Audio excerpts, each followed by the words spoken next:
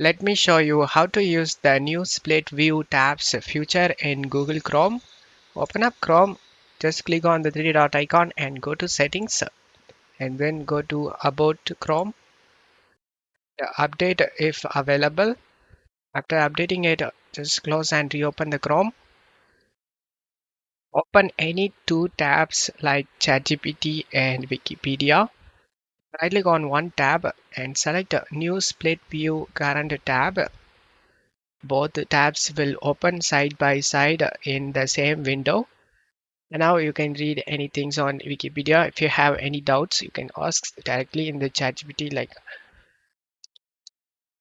what it means.